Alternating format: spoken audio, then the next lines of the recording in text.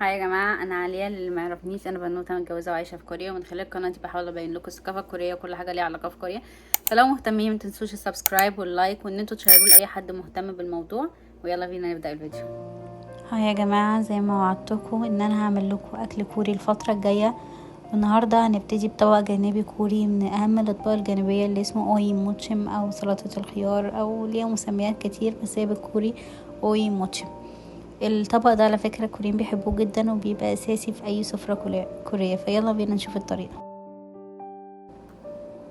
احنا بنبتدي نقطع الخيار، اي حاجة بنضفه الاول. انا مش بقشره، بس انتوا لو عايزين تقشروه قشروه طبعا براحتكم.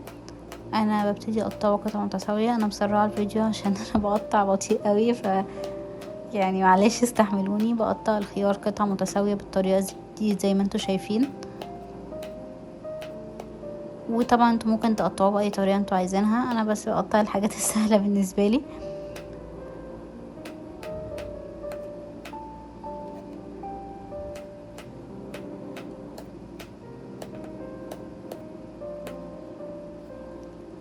وبعد كده بكون محضره طبق كبير جنبي، وهتعرفوا يعني ايه فايده الطبق الكبير ده.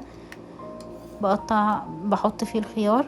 بعد كده بجيب نص بصلاية. طبعا البصلاية دي ممكن تستغنوا عنها عشان اكترية الكوريين ممكن يستغنوا عن البصل، بس انا بحب احطه، بيدي طعم حلو.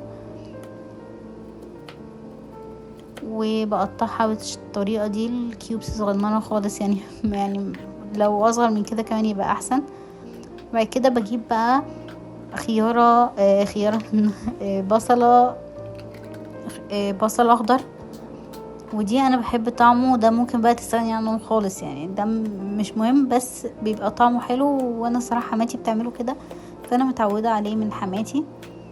بقطعها برضو لحاجات يعني لا تذكر، بس بحطه بقى في الطبق الكبير وكده، يبقى كل حاجة بتتقطع خلصت بالنسبة لي كده. فانا كده خلصت، وهنخش بقى على السيزنينج او التوابل او ازاي بيعملوها الحاجات دي. انا لبست جوانتي وهتعرفوا ليه برضو.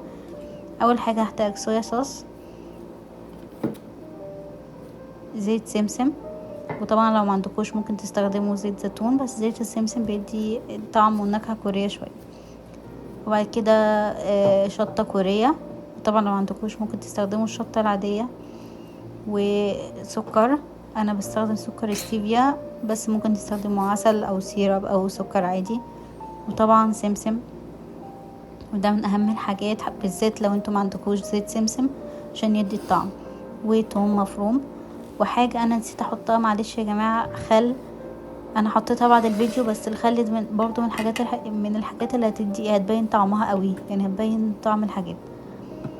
اول حاجة هنحط معلقتين صويا صوص.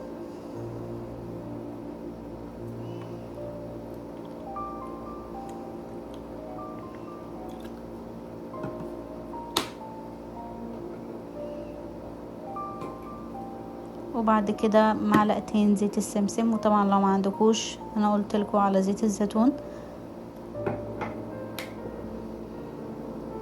هنا طبعا لحظة غباء مني، افتكرت ان انا عملت المواد السائلة قبل ما احط البودر والحاجات، استحملوني معلش.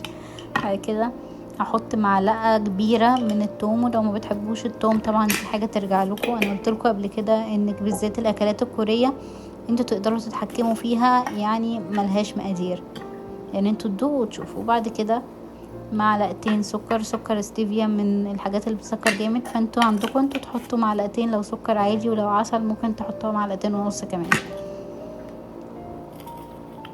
وبعد كده الشطة الكورية، انا بحب الشطة فحطيت كتير بقيمة معلقتين كده.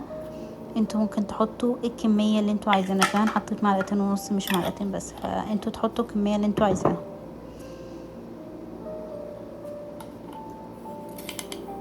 واخر حاجة السمسم، وده من اهم الحاجات يا جماعة لو انتوا معندكوش زيت سمسم عشان يدي الطعم الكوري، بجد مهم جدا. وطبعا معلقة الخل او معلقتين الخل اللي انا قلتلكوا عليها دي برضو عشان توضح يعني الطعم.